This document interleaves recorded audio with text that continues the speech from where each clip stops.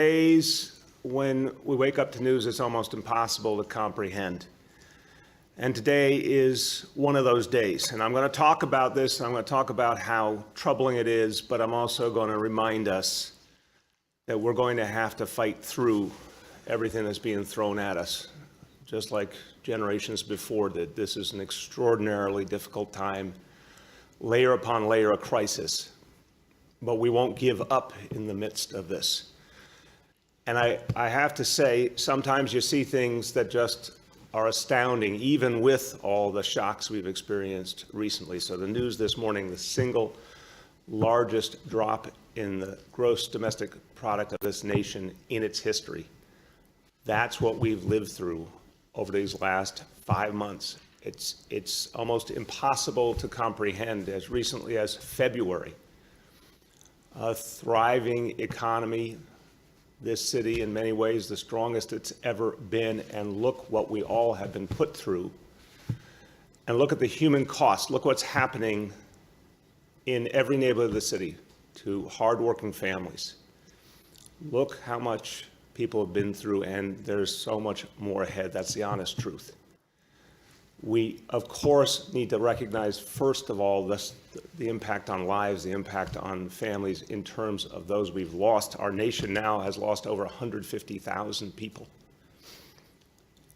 And as people are grappling with that pain, as people are trying to find a way forward in their lives, one of the few things that helped was that unemployment support from the federal government. That is expiring tomorrow. People depended on those $600 checks, and now they're gone. So it's sobering. It's painful. We cannot be defeated by it, but we have to look it squarely in the eye and deal with it. What we need right now more than ever is the federal government to remember the lessons of history and step up and invest in the American people, invest in people here in New York City, do something decisive. And instead, we see the exact opposite. The Senate majority blocking a new stimulus bill. We often talk about paralysis in Washington, gridlock in Washington. This is not gridlock, this is sabotage. Literally standing in the way of a stimulus when people in this country are in desperate, desperate shape. And it can't go on like this. We all, every one of us, regardless of our party affiliation, regardless of what our lifestyle is, our place in the economy, where we live, whatever it is, we all with one voice need to say the federal government must provide a stimulus immediately to save this country and save this city. And we are not seeing that from the U.S. Senate. So now this is where I would normally call upon the chief executive officer of our country to do something. It's exactly what it would take. Literally a few sentences out of Donald Trump's mouth would change the reality in the U.S. Senate. All he would have to do is care enough to say the Senate must provide that unemployment support to everyday Americans. The Senate must put the money in to revive our economy, bring us back, help cities and states be whole. If he just said that, it would happen, and he will not say a word. But what is he saying today? He's suggesting that the fall election should be postponed. Now, let's be plain. This is the act of a tyrant. A president who, in the midst of crisis, has not taken responsibility for the lives of his people. The fact that folks are losing jobs right and left, people are hurting. He's taking no responsibility for that. He's only trying to save his own skin. And he knows he's going to lose the election. So he's calling for it to be postponed, which has never happened in the history of the United States. In times of war, peace, depression, you name it, we do not postpone our national elections. So I think a lot of people, even some people who had supported President Trump, are going to look at that and say, no. That is abrogation of responsibility, but more importantly, that's an assault on our democracy, and it cannot stand. We need to have that election on time. We need to have that election so the American people can make their decision. That election is less than 100 days away. A new government is less than 6 months away, potentially, that could help us to move forward. So that election must happen. But in the meantime, every one of us needs to fight for that stimulus. And think about, again, the human reality for so many families, what it's going to mean to no longer have the support they were getting. Just think about what people will not be able to afford. There are families right now, working class families, even middle class families, trying to choose between food or medicine or the basics of life. And those choices are going to get tougher and tougher. We're going to be there. We're always going to be there for the people of the city. So we're always going to provide free food for anyone who needs it. We're going to provide free health care for anyone who needs it. But the burdens are getting greater and greater. So what can we rely on? We can rely on each other in New York City, because we've proven time again that New Yorkers stand by each other, support each other. This city will do everything we possibly can to help the people of the city. And I know in every neighborhood there are people helping each other through. And we're going to have to lean hard on each other to get through this crisis. Now, while our federal government isn't acting, I want to give credit to New York State, because they're doing something that's going to reach a lot of people, and eligible New York State residents will have an opportunity to get additional unemployment benefits, up to 20 additional weeks of unemployment benefits. That's crucial for a lot of families. So anyone who qualifies for this, please take advantage of this right away. You can go online at labor.ny.gov and get that support. And we have to, here in the city, keep helping people to survive, to move forward, business by business, job by job, person by person. We know that our recovery will depend on building back jobs, and it will be painstaking work. Our federal government used to know this. A great New Yorker, Franklin Delano Roosevelt, used that concept of giving people jobs in their hour of need. That was one of the most foundational ideas of the New Deal. That's how we got out of the Great Depression. One day, I want to believe our federal government will get it again and fund a massive jobs program so people can really get the employment they need and their families can come back and our economy can come back. But in the meantime, what we need to do is prepare people for the jobs that are starting to come back, even if it's much slower than we want, and working toward the day where people get back on their feet. So our Department of Small Business Services is right now providing free training to get people ready to come back into the economy. There are areas of the economy that are still strong and will grow again. There are jobs that need to be filled. We need to get people ready for them. And here to tell you how we're going to do it, our Commissioner for Small Business Services, Janelle Dorris. Thank you, sir.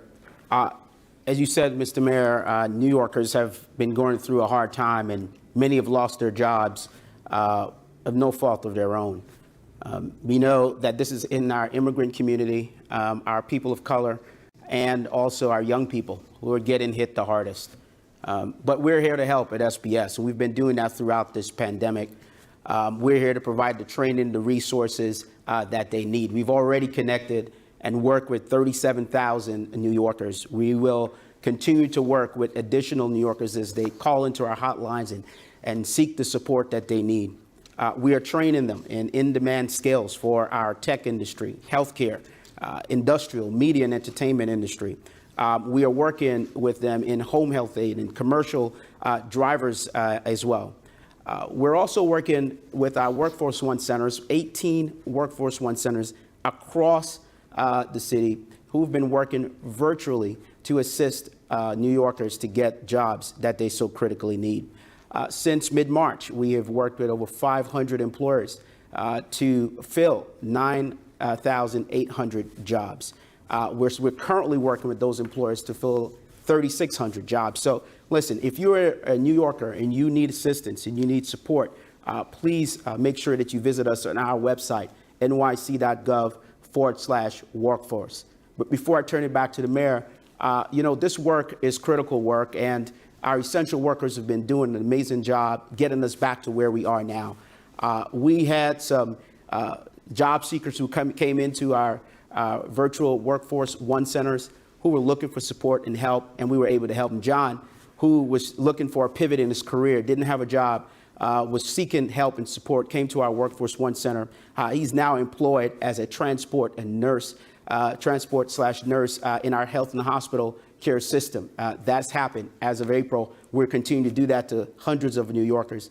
Also, Maria, a foreign-born New Yorker who was seeking also work, who was out of work because of COVID, was able to come back and get support from our Workforce One centers and get a job, and is now working in our health and hospital systems as well, and also working with patients who were tested positive, the elderly in particular, for COVID-19. So look, we're here to help and assist you. No matter what your concerns and needs are, you can call 311 or you can read us at nyc.gov/workforce.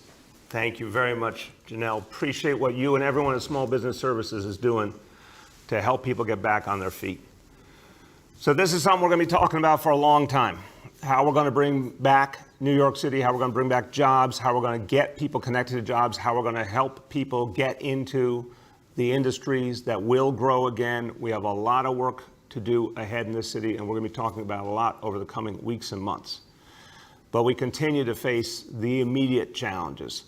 And right when we're dealing with this huge, difficult news on a national scale, we've got an immediate challenge right here in Brooklyn that I want to bring to your attention. We got a warning this morning from Con Edison, and there is a problem in southern Brooklyn. I really want to urge people to act quickly. We've got to protect our electricity supply for all New Yorkers. We've got to make sure we avoid any disruptions in our electricity. Right now, there is a problem with some of the equipment in southern Brooklyn. And so if you live in the following neighborhoods, I'm going to ask you to pay special attention, and I'm going to ask for your help. So residents of Bay Ridge, Fort Hamilton, South Park Slope, Greenwood, and Sunset Park. Again, Bay Ridge, Fort Hamilton, South Park Slope, Greenwood, and Sunset Park. If you live in those neighborhoods, your electric supply is in danger right now. There's something you can actually do to help us address this, which is to avoid using major appliances, avoid washers, dryers, microwaves, limit air conditioning use as much as possible. Hopefully this is something that gets resolved in the course of the day. But everyday people can make an impact here, and we really want to make sure you do not have your electricity disrupted. So everyone, please take this warning seriously. Please act on it. And we will do everything in our power, and we will push Con Ed hard to resolve this situation quickly. All right, going to go now to our daily indicators. Number one, daily number of people admitted to hospitals for suspected COVID-19, thresholds 200, today 87 patients. Number two, daily number of people in health and hospitals ICUs, threshold 375, today 299. And number three, percentage of people testing citywide for COVID positive, the threshold 15% today, again, this good number we've been at for a long time, 2%. Few words in Spanish. El coronavirus ha dejado a muchos neoyorquinos sin trabajo ni sueldo. La ayuda federal se vencerá mañana, pero muchos neoyorquinos podrán recibir 20 semanas más de beneficios de desempleo del Estado. No espere para aplicar para los beneficios que su familia necesita. With that, we will turn to our colleagues in the media, and please let me know the name and outlet of each journalist. We'll now begin our Q&A. As a reminder, we're also joined today by Commissioner Doris and Senior Advisor Dr. Jay Varma. First question for today goes to Gloria from New York One. Thank you, Mr. Mayor. I want to follow up on what you have said about the stimulus just now. What are you doing in terms of working with the congressional delegation, other elected leaders to prevent everything that you were talking about? What have you been doing in terms of reaching out to them? What are they saying? And what is the city's plan from you personally to do whatever is needed so that these benefits can be extended? Yeah, it's really what we talked about yesterday in some length. It's not about our congressional delegation. Our senators, our Congress members have been all over this, doing everything they can. And obviously, the House, under Speaker Pelosi, passed an exemplary stimulus bill months ago. This is about the U.S. Senate. It's about particular senators who are really the swing votes here, and it is obviously about President Trump. So what we have seen, it's been shocking how the president's been unwilling to call for a serious stimulus, unwilling to call for aid to cities and states. He's been brushing off the stimulus lately as if it doesn't matter at all. And again, he's in free fall. He is guilty of so many fundamental errors in this, both the health crisis and in the economic situation, that now he's trying to distract by talking about canceling an election. So clearly, we do not depend on him to do anything. It comes down to the U.S. Senate. And so where I've put my energies in recent weeks is working with fellow mayors, including Republican mayors, to focus on those key senators, to mobilize mayors in their states, to put pressure on them, to mobilize people in their states, to get the business communities, labor, clergy, everyone pushing those senators, because they are the difference makers here. Go ahead, Gloria. And I want to ask you a question on a separate topic here. It's my understanding that the officers that were driving the SUVs that drove into that crowd of protesters a couple of weeks ago have not been disciplined, and that there is no expectation of having a change in their status from the NYPD. So my question is, it seems that there's been a recent trend, if you will. We have the officer who punched the homeless man in the subway. We have the officers driving the SUVs, and the officers that were involved in the arrest, the unmarked van arrest, all not really facing any kind of accountability or disciplinary action from Okay, what is your question, Gloria? Well, you said that there would be a new disciplinary effort, a new disciplinary process that was going to be happening. Where has the accountability been? It seems that there is a disconnect between what New Yorkers consider. Again, Gloria, you got to summarize the question. I think I know where you're going. So it's very clear to me that we need a fast, clear system, that we've made some progress but not enough. I talked about this several times in the last week. I want a system that is very clear, very fast, where in the first couple of days, if there is going to be a need for a modification or a suspension of an officer, that's determined immediately, day or two. If there is going to be a larger disciplinary charge that goes to a trial, that's done through a investigation that should happen over the following week or two. That's what I want it to be. Occasionally there is a disruption when, again, we talked about before, another part of government gets involved, DA, Attorney General, whatever. But when you look back over the last few weeks, there are cases where officers were suspended, there are cases where officers were modified, and there's cases where they were not. There are cases where there will be disciplinary charges that will go to trial as the trial process resumes, and there are cases where there are not. So clearly there's differentiation case by case. I want to see a much faster, clearer system that everyone can track equally publicly, and that's what we're working on right now. The next is Derek Waller from ABC 7. Good morning, Mr. Mayor. This is Derek with Channel 7. How are you doing? I'm doing good, Derek. How are you? I'm doing great. And it's my first time calling in here. Very exciting. Well, we're happy to have you, Derek. I have a question because some neighbors who live on the Upper West Side reached out to me, and I understand that the Department of Homeless Services has, rented out a number of hotels. I know the reason is for social distancing. Certainly, nobody wants to have an outbreak of coronavirus in a homeless shelter. We understand that. The concern that was raised to me was that there was a lack of community involvement in placing some of these shelters. And specifically, the issue is that someone did some research and found out that there were some level 2 sex offenders staying at least one property.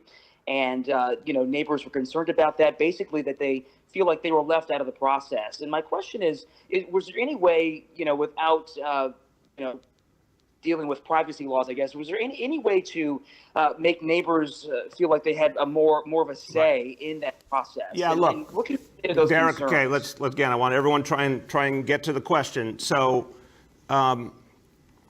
look, you started, I think, exactly in the right place. God forbid that anyone ends up homeless, but people are both homeless and dealing with the reality of this disease in a shelter system that was meant, obviously, to be able to have a certain number of people. And we, months ago, decided we had to spread people out because of social distancing. That meant we had to have more space. We should always work with communities, but in a crisis environment, there's not always time to do, the idealized community outreach. But any community concerns must be addressed. And so what I've always instructed the Department of Homeless Services to do is when communities raise concern, meet with people, hear their concerns, make adjustments, address the issue.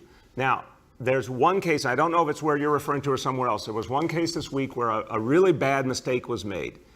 And someone who was a sex offender who should not have been in a shelter was, and that was caught quickly and immediately fixed. That's not acceptable. We can't have that happen. It must be avoided at all costs. So anyone who's concerned that it happened, they are of a right to be concerned, and we have to make sure it doesn't happen again.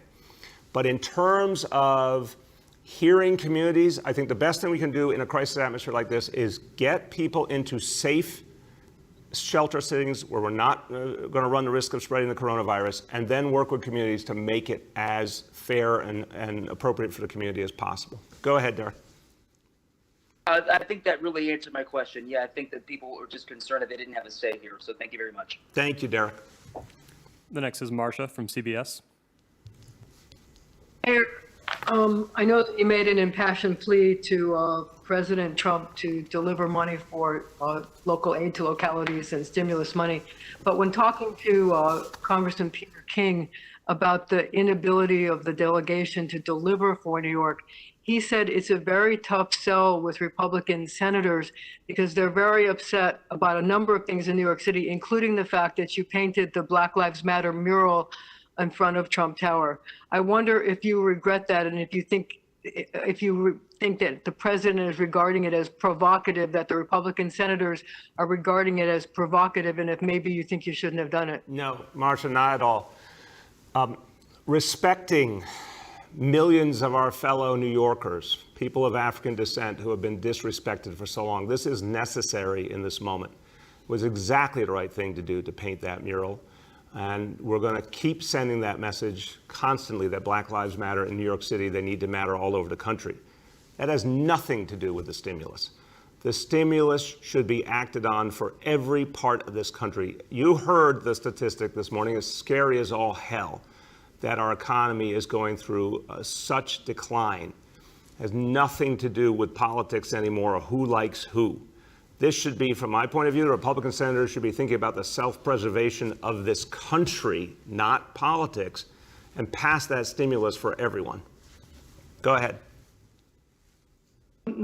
My second question, Mr. Mayor, has to do with the barricades that are up around Carsters Park in your backyard. A number of people have complained that they can't get to the park and that there haven't been any protests there for a long time, and they wonder why they can't be taken down. Would you consider asking the NYP to take them down so people can use the park? I've had the conversation with the NYPD, Marcia, that they should balance all the factors. We want to make sure that, yeah, as much as possible, people can use all space. We got to make sure it's safe and done the right way. And I know they're working to sort that out. So we'll keep working on that over the next few days. The next is Emma Fitzsimmons from the New York Times. Good morning, Mayor. First, I wanted to ask you about Maya Wiley. It looks like she's going to be running for mayor. Would you vote for her? Emma, first of all, as you know from today's news, we are dealing with right now crises and challenges. So I am certainly not thinking about next year's election. I am thinking about the election coming up in less than 100 days and what it means for New York City, but not next year. We'll get to that in the meantime. Maya did a great job serving in this administration. I respect her greatly, like her a lot. Haven't spoken to her about it. When the time comes, I will. But right now, my focus is on dealing with the really profound challenges that New Yorkers are facing right now. And second question, the video of the arrest at the protest. Yesterday, Cuomo said it was obnoxious, looked like something out of Portland. Did you speak with Commissioner Shea? Does he agree that it was unacceptable to do it at that time and place?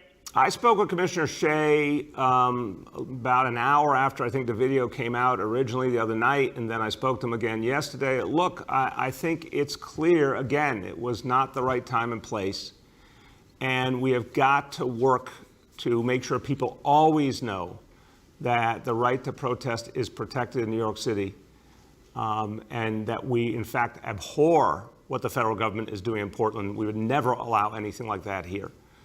At the same time, when people commit offenses, when they vandalize public property, there will be a consequence, but it was not done the right way. I certainly expressed that to him, and we're going to work on trying to find a better way going forward.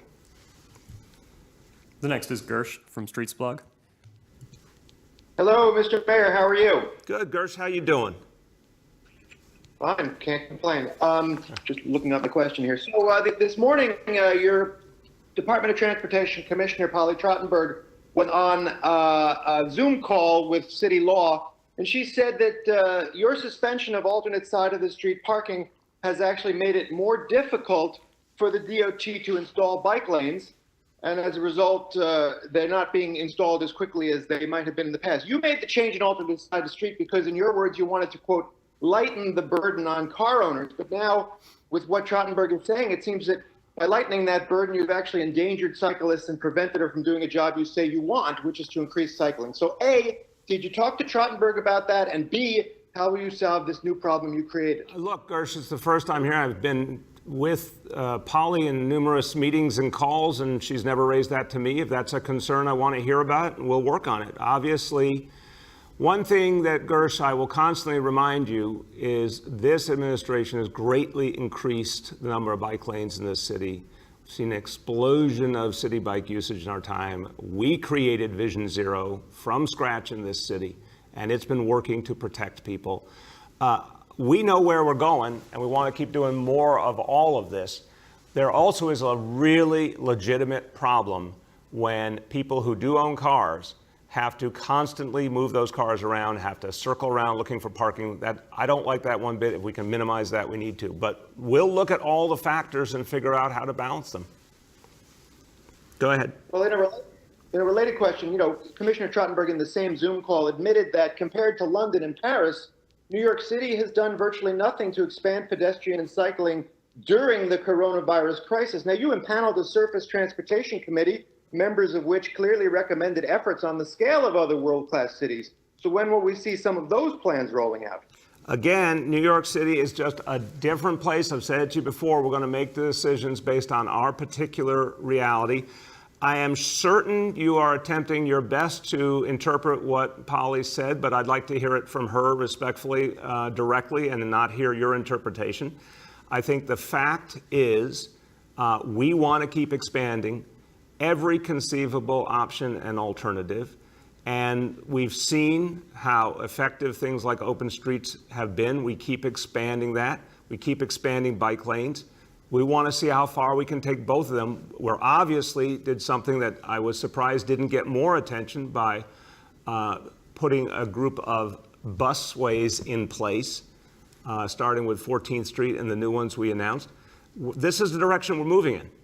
So I think everyday people can see these changes and feel these changes, and my goal is to see how far we can take all of them. The next is Katie from the Wall Street Journal. Hey, good morning, Mr. Mayor. So you and Commissioner Shea and other members of the police department have repeatedly said that the rise in gun violence in the city is directly related to courts not being physically open. But an article in today's New York Post finds that firearms cases are making their way through the system at the same rate as last year. So can you explain this difference, and do you have any facts or evidence to back up your claims? Yeah, I have not seen the Post article, and I don't always get accuracy from that publication. We will happily give you our statistics, but again, I think we've put out some of them. We'll put them out again. It just stands to reason. I don't know why this is even something to be debated. There is no one claiming the court system is functioning as normal, Katie. There's just no one doing that. will get you how many fewer cases and trials are happening. It's just self-evident. The court system is not up and running the way it would normally be at this point in the year. This is historically, sadly, the toughest time of the year. Summer, the middle of summer, is the toughest time of the year in terms of gun violence.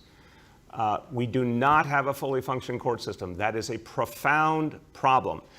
Anyone can try and manipulate a statistic, but if they want to look me in the eye and say, oh no, it doesn't matter that we don't have a fully functioning court system, then I guess they're saying we don't need a fully functioning court system in general. It just doesn't stand to reason. It's one of a number of factors, but it's one that can and must be solved. And the City of New York stands ready to do whatever the Office of Court Administration needs to help get the courts up and running as normal. Go ahead.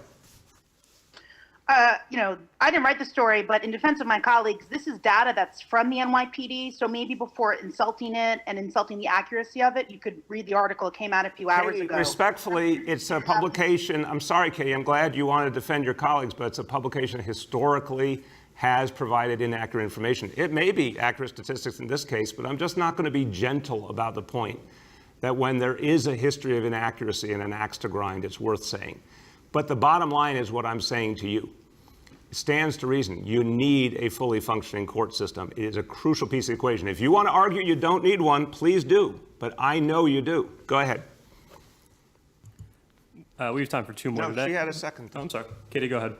Oh, thank you. I have a second. I'm curious. The TLC put out a report yesterday that showed just the number of trips that had declined for taxi and for-hire vehicles. I know earlier this year there was a discussion of some sort of bailout for the taxi industry. I know that there was a panel, it was reported in the Times. I'm curious if you have any update on that, considering, the taxi industry was not doing well in January, and it's certainly taken a stronger hit now. That's so true. I'm curious. Yeah. If you have any. Go ahead. I'm sorry. Okay. Katie, No. finish your sentence. Finish your sentence. Yeah, how is that panel going, and is there any kind of further plan from you to help the drivers, both taxi and for hire? Okay. Clearly, you're absolutely right that before this pandemic, we were dealing with a really profound problem for yellow cab drivers, green cab drivers, for hire. Everyone had gone through so much. And we were making some progress in terms of ways to help people through. And Taxi and Limousine Commissioner, the Taxi and Limousine Commission is still trying with every tool they've got to do that.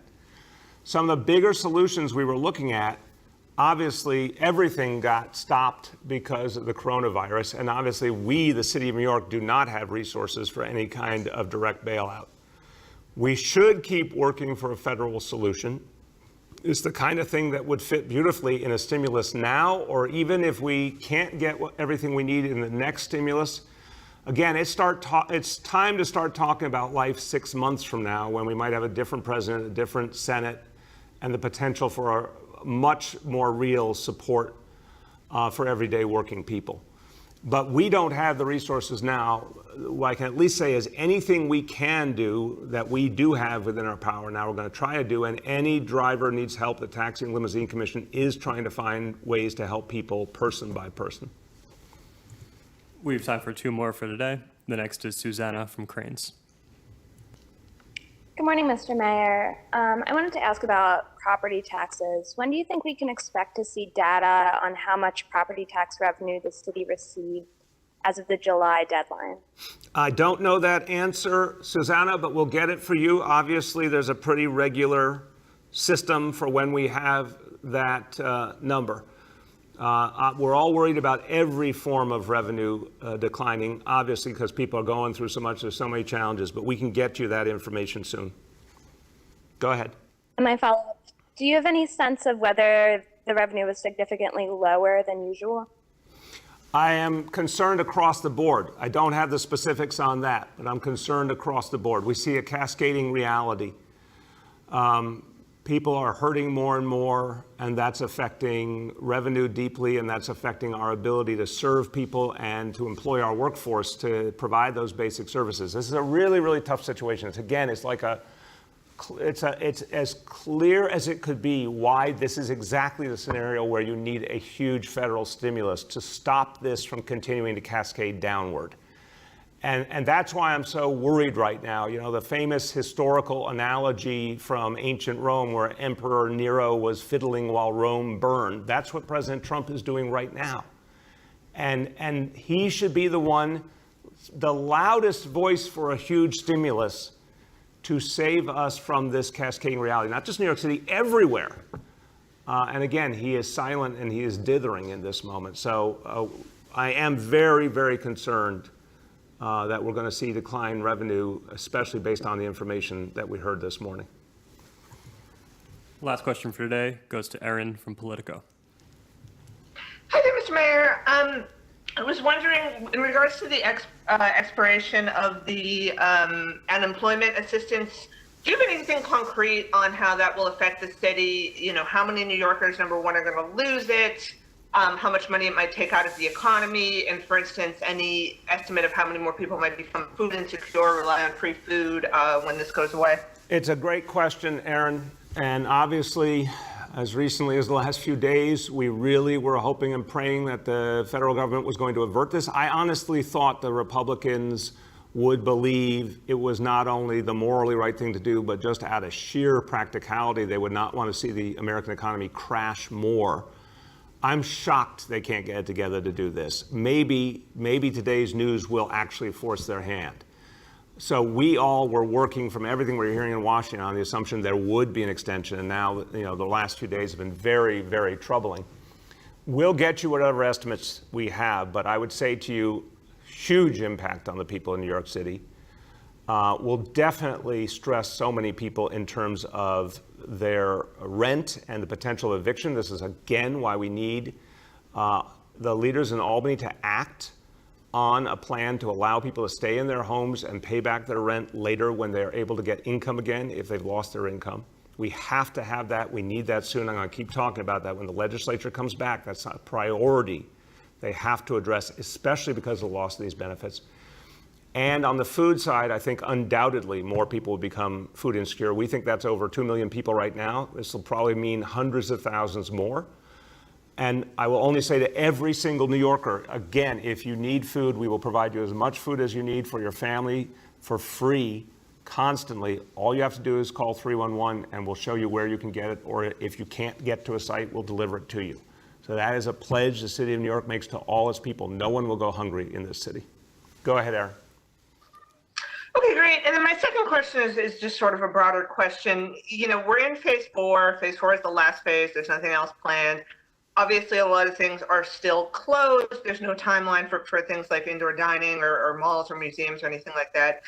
My question is essentially, are there any milestones on the horizon, any targets, anything that we're attempting at this point to progress towards now that we've gotten through all the phases, but we're still kind of in a holding pattern? Yeah, it's a great question, Aaron. I'd say a couple of things. I think we have a natural inflection point coming up after Labor Day, where we expect to see more economic activity, even given today's very troubling news.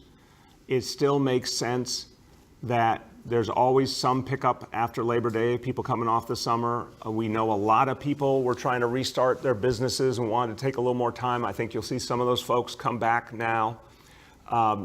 We're working hard. We're going to have a lot more to say tomorrow on the opening of schools, and that's going to be an important moment, and that will be both important, especially for kids and families, but also will have an impact on the whole economy. So that's an inflection point. I think the other very obvious inflection point is vaccine, which, you know, some believe will be the fourth quarter of this year. Some believe will be the first or second quarter next year, but it's in the scheme of things pretty soon. That will be the profound difference maker. But what we're going to do in the meantime is start to lay out the vision for how to bring back the New York City economy in stages. And the things that we will have to do before there's a vaccine and then once there is a vaccine to rebuild our economy.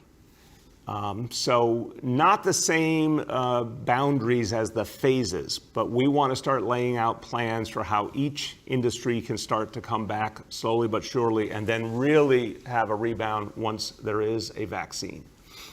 So with that, look, everyone, I'll just finish on that point because it flows right into it. No one could possibly, you can't overstate this crisis. There's never been, I mean, there really has never been this much put on the city of New York at one point in history. We've been through wars, we've been through depressions, we've been through 9/11, Sandy, obviously before this, the Great Recession. We've been through so much, but we've never had so many pieces happening simultaneously.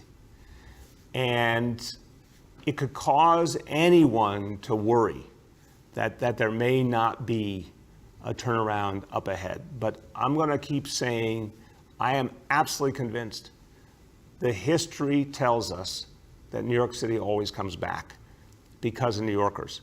There are a lot of places suffering, but there's no place that has New Yorkers except New York City. There's no place that has this much creativity and ingenuity and entrepreneurship and energy. There's no place on earth that has what we have, and it is painful that so much of that is being held back by the reality we're living in now, but it will come forth again, and we will rebuild, and we will address some of the underlying issues that we should have addressed a long, long time ago. So it's sometimes hard to have that hope, but I think history gives us some very good examples, but also what we see every single day. Give a New Yorker even the slightest chance to make a comeback, and they'll make that comeback. So we're going to find a way. It will take time, but we're going to find a way in this city. And anytime you hear people saying that there's no end in sight and there's no way out, please remind them we've been through so many challenges before, so many times when it actually felt like there was no end in sight, but we found a way forward. That's what New Yorkers do. Thank you, everybody.